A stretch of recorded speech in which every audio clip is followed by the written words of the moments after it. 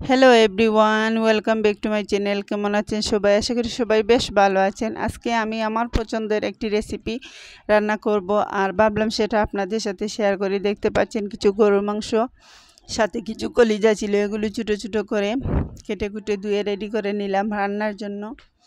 অন্যদিকে চুলায় একটু কড়াই বসিয়ে নিলাম, পরিমাণ মতো তেল দিয়ে দিলাম। তেলটা গরম হয়ে এলে আমি পেঁয়াজ কুচি দিয়ে দিলাম, সাথে স্বাদ অনুযায়ী লবণটাও দিয়ে দেব এবং পরিমাণ মতো হলুদের গুঁড়া দিয়ে দিলাম। দিয়ে মশলাটাকে কিছুক্ষণ আমি ভালোভাবে ভেজে নেব।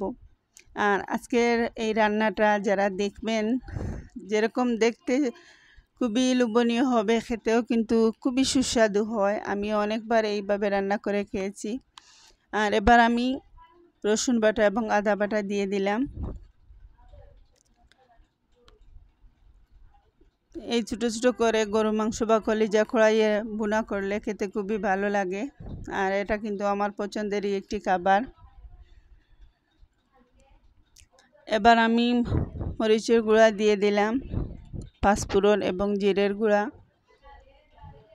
দিয়ে দেব। দিয়ে ভালোভাবে আমি মশলাটাকে কষিয়ে নেব।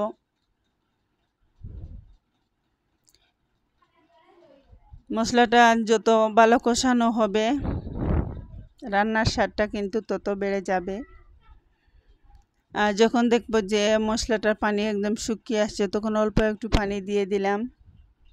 পানি দিয়ে আবারও আমি এভাবে নেড়ে চেড়ে দেব। আর সাথে আমি দারচিনি এবং এলাচ এবং 2টি তেজপাতা দিয়ে দিলাম।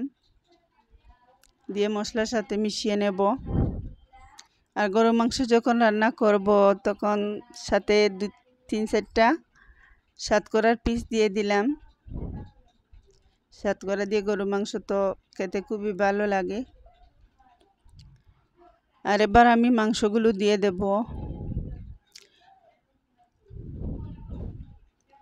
মাংসগুলো দিয়ে দিলাম। দিয়ে এবার আমি এগুলো বেশ ভালোভাবে মাংসটাকে নেড়েচেড়ে মশলার সাথে মিশিয়ে নেব এবং আমি ঢাকনা দিয়ে ঢেকে রাখব। ঢাকনা দিয়ে ঢেকে নিলাম। কিছুক্ষণ পর ফিরে এলাম, আবারও ভালোভাবে একটু নেড়েচেড়ে দেব। আর এভাবে বেশ কয়েকবার আমি অফ স্ক্রিনে মাংসটাকে ভালোভাবে নেড়েচেড়ে কষিয়ে নিয়েছি।